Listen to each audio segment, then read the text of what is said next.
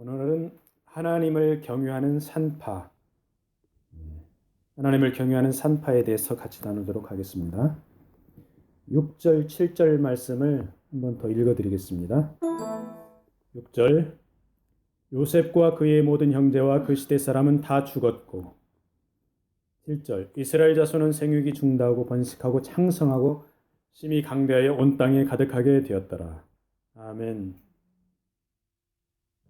6절 말씀해 보니까 요셉과 그 형제와 그 시대 사람이 다 죽었다, 이렇게 말씀하고 있죠. 모든 인간은 태어날 때가 있고 죽는 때가 있습니다. 예외 없이 다 죽습니다. 20, 30대에 요절하는 사람도 있고 100세가 넘게 장수를 누리는 사람도 있습니다. 세월이 가면은 다 죽게 되어 있습니다. 조상들은 죽고 후손들은 번성하는, 그것이 바로 성경의 원리 중에 하나이죠. 사람이 죽으면은 남기는 것이 있습니다. 그게 무엇입니까? 이름을 남기고 유산을 남기죠. 옛말에 호사유피 인사유명이라는 말이 있죠. 호랑이는 죽으면은 가죽을 남기고 사람을 죽으면은 이름을 남긴다, 이 말이죠. 요셉과 그 시대 사람이 다 죽었다고 하는데 그들은 무엇을 남겼을까요? 아브라함, 이삭, 야곱으로 이어진 여호와 하나님 신앙을 요셉과 그 형제들이 받아서 후손들에게 남겨주었을 것입니다. 그래서 뒤에 나오지만은 그 히브리 산파들이 하나님을 경외하면서 사내 아이를 죽이지 않고 살려주는 그런 장면이 나옵니다. 우리도 언젠가는 이 세상을 작별하고 떠나게 됩니다. 과연 우리는 무엇을 남길 것입니까? 하나님을 경유하는 신앙을 물려주어야 되겠죠. 그리고 요셉과 형제들이 그 시대의 사람들이 자신들의 역할을 감당하고 주었기 때문에 후손들이 번성을 한 것이죠.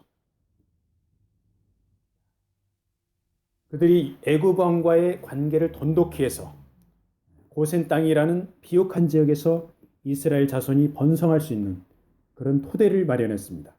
그리고 거기서 목축업에 종사하면서 안정적으로 정착을 하여서 후손들이 번성하도록 기반을 이렇게 닦아놓은 것이죠. 우리가 다음 세대에게 하나님을 경유하는 신앙을 전해주고 또한 건전한 사회 문화적인 그런 환경을 조성해 주어야 됩니다. 애굽에서 총리가 된 요셉의 인도로 이스라엘 족속 70명이 애굽의 고센 지역에 정착하여서 번성하고 창대하게 된 것처럼 우리 세대가 건전한 사회 문화적인 환경을 조성하여서 다음 세대가 믿음 가운데 번성하도록 해야 된다, 그런 얘기죠. 이스라엘 백성이 애굽에서 번성한 것은 아브라함의 자손이 하늘의 별과 같이 바닷가의 모래같이 번성하게 되리라는 그 하나님의 언약의 성취의 진행 과정입니다. 야곱과 요셉과 모세, 이런 그 이스라엘 조상들이 하나님의 언약이 진행되고 성취되는 과정에 쓰임을 받은 그런 것이죠. 마찬가지로 이 시대의 하나님의 교회들이 다음 세대를 위해서 쓰임을 받아서 하나님의 부흥이 임하도록 준비를 해야 된다, 그 말씀입니다. 아멘. 8절 말씀부터 11절 말씀까지 한번 더 읽어드리겠습니다. 요셉을 알지 못하는 새 왕이 일어나서 애굽을 다스리더니 그가 그 신민에게 이르되 이 백성 이스라엘 자손이 우리보다 많고 강하도다. 10절, 자, 우리가 그들에게 대하여 지혜롭게 하자. 두렵건대 그들이 더 많게 되면 전쟁이 일어날 때 우리 대적과 합하여 우리와 싸우고 이 땅에서 갈까 하노라 하고. 11절, 감독들을 그들 위에 세우고 그들에게 무거운 짐을 지워 괴롭게 하여 그들로 바로를 위하여 국고성 비돔과 라암셋을 건축하게 하니라. 고대 왕국들의 특징이 있습니다. 강력한 민족주의입니다. 내 민족이 강성하고 튼튼해야 됩니다. 다른 민족은 약해져야 됩니다. 그래야 내 민족이 생존을 합니다. 이것은 어찌 보면 그 역사적인 당연한 흐름이죠. 이러한 상황에서 요셉으로 인해서 그 가족들이 번성하게 된 것은, 애굽 땅에서 그렇게 번성하게 된 것은 전적으로 하나님의 인도에 따른 아주 기적과 같은 일이죠. 이제 세월이 지나면서 요셉 총리를 모르는 인물이 애굽 왕이 되었습니다. 그래서 애굽을 다스리는데 이방인 이스라엘 자손들이 많아집니다. 애굽 왕이 어떻게 됩니까? 애굽 왕이 민족주의 정신이 발동을 합니다. 애굽은 강성을 해야 되고 이스라엘인들은 약해져야 됩니다. 어떻게 할까? 애굽 왕이 궁리를 하게 되죠. 자, 자기네 나라 애굽 땅에 이스라엘 사람들, 이방인들이 많아지니까 혹시 전쟁 나면 이스라엘 사람들이 상대편에 서서 적대 행위를 할까 겁이 납니다. 자, 궁리를 한 끝에 엄청나게 힘든 일을 시켜서 이 이스라엘 민족들이 약해지기를 내심 기대합니다. 그래서 이스라엘 사람들이 노예로 부려먹기 딱 좋을 정도의 힘만 가지고 반항할 힘은 없는 그 정도만 가지기를 원하는 거죠. 옛날에는 성을 건축하는 일이 매우 위험하고 힘이 들었습니다. 그래서 부상도 많이 당하고 사고로 죽기도 많이 합니다. 중국에 큰 성이 있죠. 만리장성. 만리장성을 쌓는데 얼마나 많은 사람이 동원됐을까요? 정확한 통계는 없습니다. 그렇지만 아마도 몇 백만 명이 몇 백 년 동안 이 만리장성을 쌓았을 것입니다. 그리고 거기에 희생된 죽은 사람들이 아마도 몇십만 명 이상이 죽었을 것입니다. 애굽 왕도 이스라엘 남자들에게 고역을 시켜서 마침내는 이스라엘 민족들이 존재감이 약해져서 애굽에 반항할 힘이 없기를 바랐을 것입니다. 우리가 크리스찬으로서 이 땅에 살아가죠. 우리가 이 땅에서 살아가면서 강력한 주님의 영향력을 끼치며 살기를 사단은 원하지를 않습니다. 우리가 이 세상에 살아가면서 그저 세상 문화에 동조해서 사탄이 원하는 일에 동조하면서 세상의 노예처럼 존재감 없이 이렇게 살기를 원하죠. 사단은 우리가 이렇게 살아가기를 원하고 있습니다. 그렇지만 하나님은 어떻습니까? 우리가 주님의 제자로서 번성하여서 말씀을 선포하고 사랑을 실천하면서 하나님 나라 확장에 쓰임받기를 그렇게 하나님은 원하십니다. 아멘. 자, 여기에 이제 그 국고성 비돔과 라암셋이 나오는데 이 두 도시는 나일강 삼각주 지역에 위치했을 것이라고 학자들이 추정을 하고 있습니다. 비돔이라는 이름은 아툼의 집이라는 말이죠. 이집트 사람들이 섬긴 해의 신, 높은 신이라는 그런 의미가 있는 그런 표현에서 나왔습니다. 그래서 이 비돔이라는 것은 이집트의 태양신과 밀접한 관련이 있는 그런 신전 내지는 성체로 볼 수 있습니다. 라암셋은 뭡니까? 이집트 왕의 이름이었습니다. 자, 출애굽 때의 바로는 라암셋 2세였을 것으로 추정을 합니다. 그래서 삼각주 지역을 일컫는 이 명칭이기도 하였습니다. 라암셋이. 자, 이 라암셋 도시가 나일강의 주요 지류의 한 곳에 위치한 성체로서 왕이 거주하였던 그런 장소라고 합니다. 이 도시는 규모가 크고 장관을 이룬 큰 도시였습니다. 이 파피루스 기록에 의하면은 아피로 노예들을 시켜서 신전에 사용할 돌들을 가져왔다고 말하는데 이 노예들이 바로 히브리 노예들이었을 것이다. 이렇게 추정을 하고 있죠. 자, 뭡니까? 국고성 비돔과 라암셋을 이스라엘 백성에 건축하라고 시킨 것은 바로 애굽의 신과 왕의 권위에 복종하라. 거기에 동화하라. 이집트 문화에 동화하라. 그래서 힘들게 일하다가 병들어서 약해졌는지 애굽의 종교와 애굽 왕의 권위에 굽신거리면서 살라. 이런 의도죠. 여호와 하나님을 믿는 믿음을 버리라. 너희 민족이 풍지박산 나버리라. 그런 의미가 담겨 있습니다. 그래서 하나님의 백성들이 이방 신전과 왕의 도성을 세우는데 얼마나 비참한 심정을 가지면서 일을 했을까요? 근데 이 비돔과 라암셋을 보면서 이 중세 시대와 현대적인 문화와 한번 연결을 해봤습니다. 사탄의 역사가 어떻게 그 시대의 이스라엘 백성들을 약하게 하려고 했던 그 사탄의 역사가 중세 시대 그리고 현대 시대에 어떻게 역사를 했을까? 중세 시대 교회들을 보면은 웅장하고 휘황찬란한 성당 건물들이 있습니다. 과연 거기에 하나님께서 역사하셨을까요? 일부 긍정적인 역할이 있었을 것입니다. 그런 교회들의 역할이. 하나님께서 역사한 그런 면도 있었을 것입니다. 그런데 권력과 돈이라는 만문이 거대한 그런 가톨릭 건물에 몰려 들어갔습니다. 그래서 칼빈과 루터 이런 종교 개혁자들이 개혁을 했습니다. 이런 휘황찬란한 가톨릭의 건물들, 성당들, 그 건물들은 어떻게 세워졌습니까?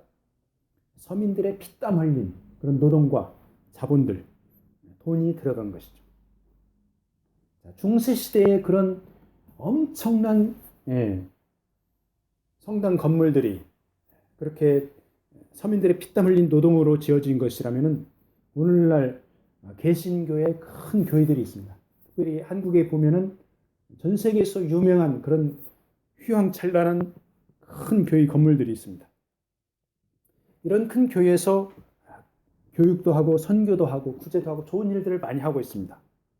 그런데 어떤 교회 건물은 권력과 돈이 맞물려 있으면서 이 성도들의 피땀 흘린 헌금, 노동, 이 건물에 투입이 되어서 참 안타까운 그런 일들이 벌어지고 있는 그런 현상도 있습니다. 우리가 말씀과 기도 가운데서 깨어서 하나님 나라를 세우고 다음 세대를 믿음으로 양육해야지 정신 차리지 않으면 우리도 모르게 이 교회 건물이 비돔과 람셋을 건축하는 일에 교회 건물이 그렇게 돼버리는 아주 비극적인 일이 발생을 하죠. 외부에서 강제적으로 비돔과 람셋을 건축하라고 할 때 크리스찬들은 핍박에 강해질 수 있습니다. 그런데 교회 스스로가 타락해서 교회 권력자들에 의해서 비돔과 람셋을 건축할 때 마치 중세 성당의 휘황찬란한 건물처럼 어떻게 됩니까? 교회가 약해질 수밖에 없습니다. 그래서 교회는 외부적인 핍박에 견뎌야 하고 내부적인 타락이 되지 않도록 근신하여서 깨어 있어야 됩니다. 이 길은 주님의 교회의 머리인 예수 그리스도를 철저히 의지할 때 교회가 바로 설 수가 있죠. 그래서 교회가 타락하지 않기 위해서 그리고 핍박에 견디기 위해서 매일매일 교회의 머리인 예수 그리스도를 철저히 의지를 해야 됩니다. 아멘. 12절 말씀. 그러나 학대를 받을수록 더욱 번식하고 창성하니 애굽 사람이 이스라엘 자손을 인하여 근심하여 13절 말씀. 이스라엘 자손의 역사를 엄하게 해요. 14절. 고역으로 그들의 생활을 괴롭게 하니 곧 흙 이기기와 벽돌 굽기와 농사의 여러 가지 일이라. 그 시키는 역사가 다 엄하였더라. 이렇게 애굽 왕이 이스라엘 민족들을 엄하게 일을 시킵니다. 고생을 시킵니다. 고역을 시킵니다. 근데 애굽 왕의 기대와는 달리 이스라엘 민족은 학대를 받을수록 더욱 번성하기만 합니다. 애굽 왕의 고민은 깊어만 갑니다. 그래서 더욱더 힘든 일을 시키고 감독을 혹독하게 합니다. 흙 이기기, 벽돌 굽기, 농사 등 이러한 일들이 모두 땅과 관련이 있습니다. 땅과 관련이 있는 그런 일들은 다 힘든 일입니다. 삽으로 땅 파는 거 얼마나 힘듭니까? 숨을 헐떡거립니다. 땀이 납니다. 우리가 이제 가끔 컨테이너 하역을 하면서 일을 하기도 하죠. 땀을 뻘뻘 흘리면서 숨을 헐떡거리면서 일을 합니다. 그런데 이렇게 컨테이너 하역하는 일, 목숨이 걸린 일입니까? 목숨이 걸린 일은 아닙니다. 단지 육체적으로 좀 힘이 들 뿐입니다. 그런데 고대 시대에 건축하는 일은 목숨과 관련된 일이 굉장히 많았습니다. 이렇게 힘든 일을 시키는데도 이스라엘 민족이 약해지기는커녕 더욱더 번성하니까 대놓고 엄청나게 더욱더 혹독한 일을 시키는 거죠. 요즘의 현대 기독교를 보면은 교단이나 교리적으로 매우 다양하죠. 그런데 분명한 것이 한 가지가 있습니다. 역사적으로 보니까 핍박받고 힘들 때는 신앙의 순수성을 지킨다는 것이죠. 그런데 교회가 부자가 되고 힘이 있고 교회가 여유가 있으면 어떻게 됩니까? 타락하여져서 교회 스스로 힘이 빠져버리는 것이죠. 누가 와서 핍박을 하지 않는데도 스스로 힘이 빠져버립니다. 서유럽과 북미, 풍요롭고 여유가 넘치는 곳 어떻게 됩니까? 교회 스스로, 교회 멤버들이 빠져나가서 교회가 약해집니다.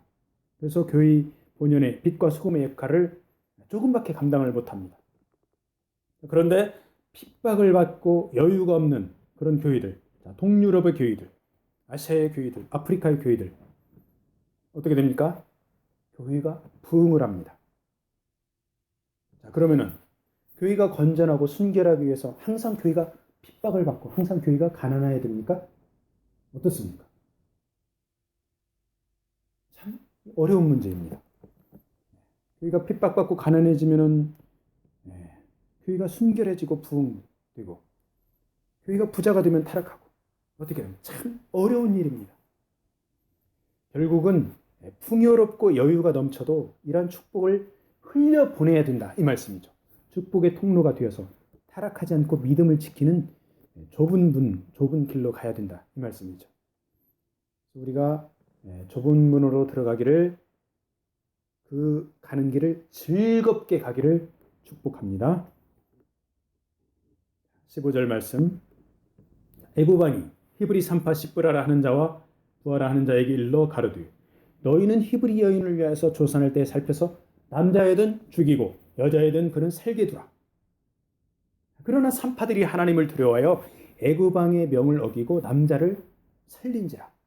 애굽왕이 산파를 불러서 그들에게 이르되 너희가 어찌 이같이 하여 남자를 살렸느냐.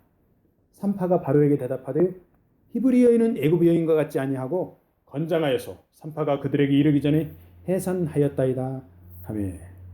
자, 아무리 힘든 일을 시켜도 이스라엘 민족이 약해지지가 않자 애굽 왕은 이제 어떡합니까? 이스라엘 민족의 씨를 말리기 위해서 비상대책을 강구합니다. 이스라엘 여인들이 출산할 때 사내 아이거든 낳자마자 죽여버리라 명령을 합니다. 고대의 왕의 명령은 어떻습니까? 거부할 수가 없죠. 왕이 명령을 하면은 그대로 실행을 해야 됩니다. 근데 이스라엘 여인들이 출산할 때 옆에서 도와주는 그 산파, 조산원이라고 하죠. 산파들, 시브라와 부하, 이 산파들은 애굽 왕보다 하나님을 더 두려워했습니다. 사내 아이를 죽이지 않고 살렸습니다. 그리고 히브리 여인들이 건장하여서 손을 쓸 수 없었다고 둘러댑니다. 사탄의 속성은 뭡니까? 훔치고 빼앗고 파괴시키는 일이죠. 바로 왕이 하는 일입니다. 아기가 태어나면은 어떻게 됩니까? 최고의 관심을 가지고 아기에게 젖을 먹여주고 돌봐주고 사랑을 쏟아 주어야 됩니다. 그런데 바로 왕은 죽여버리라. 사탄적인 그런 일을 하는 거죠. 그래서 이 히브리 산파들이 아주 평범한 산파들이었다면은 어떻게 했을까요? 왕의 명대로 산의 아이들을 죽여버렸을 거예요. 그런데 이 히브리 산파들은 아브라함, 이삭, 야곱의 하나님, 여호와 하나님을 믿는 조상 대대로 생명의 소중함을 교육받고 믿음 가운데서 살았기 때문에 갓 태어난 생명을 죽이면 안 된다, 살려야만 된다, 이런 믿음이 있었어요. 그렇기 때문에 그 아이들을 죽이지 않고 살렸던 것입니다. 하나님을 믿는 지극히 정상적인 크리스찬의 모습, 하나님의 백성의 모습이죠. 그런데 요즘에는 태어나지도 않은 태중의 아이들을 서구에서 자신들의 삶을 위해서 죽여 낙태시키는 일이 아주 비일비재하죠. 서구에서는 그렇게 하고 중국에서는 어떻습니까? 인구 계획이라는 명목으로 낙태를 시킵니다. 낙태는 뭡니까? 살인하지 말라. 이 하나님의 계명에 정면으로 위배되는 엄청난 범죄 행위입니다. 2005년도에 그 낙태의 통계를 한번 봤어요. 한국에서 2005년도에 43만 8천 명이 출생을 했습니다. 그리고 낙태시킨 인구가 34만 2천 명이나 됩니다. 출생한 아이 대비 낙태한 그 얘기를 보니까 낙태율이 78%나 됩니다. 미국에서는 410만 명이 태어났고 34만 6천 명이 죽었습니다. 낙태율이 8.3%입니다. 여기 캐나다에서는 2005년도에 33만 6천 명이 태어났습니다. 그리고 10만 명이 낙태가 됐습니다. 낙태율이 30%죠.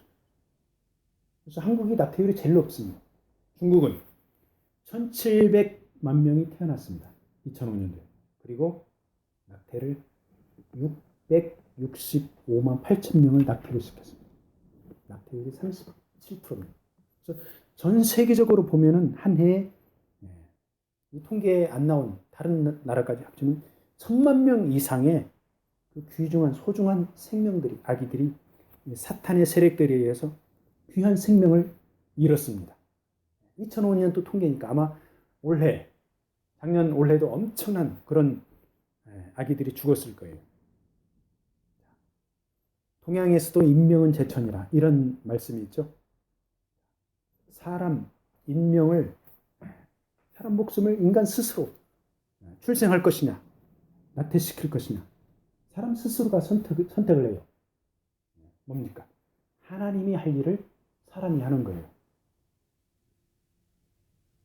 나일강에다가 태아를 갖다 버리라. 이 바로왕과 똑같은 짓을 하고 있습니다. 지금 사람들이. 왜? 사탄의 영향력에 이 세상에 속해 있기 때문에 그렇습니다. 우리는 히브리 산파들 같이 한 생명을 소중히 하고 살려내는 그런 일을 해야 됩니다. 이 세상에 얼마나 많은 사람들이 주 예수 그리스도를 예수님을 알지 못한 채 나일강에 버려지고 있습니까? 영적으로 죽어가는 영혼들을 살리기 위해서 짐바브웨에서, 키르기즈스탄에서, 도미니카에서, 하이티에서, 필리핀에서, 전 세계에서 주의 종들이, 선교사들이 생명을 살리는 일을 하고 있습니다. 그리고 우리도 그 일에 동참을 하고 있습니다. 우리가 처하는 어떤 환경에서도 이 히브리 산파들처럼 하나님을 두려워하고 생명을 사랑하고 살리기를 축복합니다. 아멘. 20절 말씀. 하나님이 그 산파들에게 은혜를 베푸시니라. 백성은 생육이 번성하고 심히 강대하며. 21절. 산파는 하나님을 경유하였으므로 하나님이 그들의 집을 왕성케 하신지라. 22절. 그러므로 바로가 그 모든 신민에게 명하여 가르되 남자가 나거든 너희는 그를 하수에 던지고 여자애든 살리라 하였더라. 하나님은 이스라엘 백성을 더욱 번성하도록 인도하십니다. 하나님의 의도는 뭡니까? 하나님의 백성들이 하나님 안에서 왕성하고 흥왕하고 널리 퍼져나가기를 원하십니다. 하나님의 뜻입니다. 그렇지만 사단의 뜻은 뭡니까? 하나님의 백성들이 이 땅에서 죽어가는 것입니다. 하나님의 나라가 약해지는 것이 사단이 원하는 것입니다. 그래서 애굽 왕은 대놓고 산의 아이거든 강에다가 던져버리라 명령을 내리죠. 우리가 잘 아는 모세, 애굽 왕 바로의 명령으로 죽을 뻔하다가 살아났습니다. 모세가. 그래가지고 이스라엘의 위대한 지도자가 되었죠. 히브리 산파들이 하나님을 경유했기 때문에 수많은 아기들의 생명이 죽지 않고 살아난 것이죠. 요즘의 의사, 간호사들, 히브리 산파들처럼 하나님을 경유한다면 낙태율이 확 줄어들 것입니다. 한국의 낙태율 78%, 엄청난 숫자죠. 낙태가 이미 산업이 되어버렸습니다. 산업이라는 것은 돈벌이, 비즈니스라는 말이죠. 자, 어떤 사람은 죽을 때 장기 기증을 합니다. 왜 장기 기증을 합니까? 한 생명이라도 더 살리려고. 심장이고 간이고 눈동자, 안구 기증을 하면 헬기를 동원해가지고 최고의 의료진들이 나서서 한 생명을 살리는 수술을 합니다. 자, 그런데 어떤 병원에서는 의사 간호사들이 낙태로 생명을 죽여가면서 돈벌이를 하고 있습니다. 바로 하나님을 두려워하는 마음이 없기 때문이죠. 생명을 창조하는 하나님을 두려워하는 마음이 있으면 절대로 생명을 죽이는 일을 하지를 못합니다. 하나님을 두려워하는 마음이 없는, 사탄이 주는 마음을 가지고 생명을 죽이는 것이죠. 오늘날 우리는 세상의 권력과 돈을 더 두려워하고 추구합니까? 그렇지 않으면 우주 만물을 창조하신 하나님을 더 두려워합니까? 대답은 간단하죠. 우리가 하나님을 더 두려워해야 되죠. 그런데 실천은, 이런 것들을 실천하려면 목숨을 담보로 합니다. 목숨을 걸고 바로왕의 명을 따르지 않고 생명을 살린 히브리 산파들의 길을 따라야 된다, 이 말씀이죠. 그러면 하나님께서 이스라엘 집들을 왕성하게 하신 것처럼 우리의 삶을 왕성하게 하여 주실 줄로 믿습니다. 오늘 말씀을 마무리하겠습니다. 하나님은 언약을 지키시는 신실한 분입니다. 하나님은 이스라엘 민족을 번성하게 하시는 분입니다. 하나님의 교회들을 번성하게 하시는 분입니다. 이렇게 하나님께서 언약을 지키는 신실하신 분인데, 언약이라는 것은 상호적인 것입니다. 쌍방향적인 것입니다. 양쪽에서 언약을 지키기 위해서 서로 노력을 해야 된다, 그 말씀이죠. 자, 한국의 민법적인 용어로 표현을 하면은 신의 성실의 원칙이라고 합니다. 이것을 하나님께서 아무리 언약을 지키려 하여도 언약 상대방인 인간이 성실하게 신의를 가지고 반응하지 않으면 그 언약은 효력을 나타낼 수가 없는 것입니다. 신실한 하나님의 언약에 우리는 믿음으로 순종으로 반응을 해야 되겠습니다. 그러면은 우리와 다음 세대를 번성하도록 하나님께서 인도해 주십니다. 이스라엘 민족은 강제로, 노예로 비돔과 람셋을 건축을 했습니다. 현대 교회 중에서는 스스로 비돔처럼 웅장한 교회 건축을 하고 있지는 않은지 우리가 성찰을 해야 되겠죠. 예배당을 건축한다고 했는데 결론적으로는 태양신의 신전을 건축하지 않았는지, 돈과 건물과 권력 가운데서 헤매고 있지 않은지 우리 교회들이 스스로 성찰을 해야 됩니다. 건물보다, 권력보다, 돈보다 하나님을 더 두려워하자, 이 말씀이죠. 교회의 머리는 예수 그리스도입니다. 교회가 예수 그리스도의 복음, 하나님의 사랑을 최우선의 가치를 삼고 나가야지 돈이나 자리에 대한 권력, 감투를 차지하기 위해서 목회자의 이름을 더 드러내면 헛되이 비돔과 람셋을 건축하는 것이나 다름이 없습니다. 주님이 왜 십자가에서 고난을 당했습니까? 주님이 왜 죽으셨습니까? 주님이 왜 부활하셨습니까? 바로 생명을 살리려고 주님께서 그 고난을 당하시고 부활을 하신 것이죠. 히브리 산파들이 어린 생명을 살린 것처럼 우리도 전 세계에서 생명을 살리는 일에 믿음으로 동참을 해야 되겠습니다. 그 출발점은 바로 하나님을 경외하는 일입니다. 이번 한 주간도 하나님을 두려워하면서 생명을 살리기를 축복합니다. 아멘.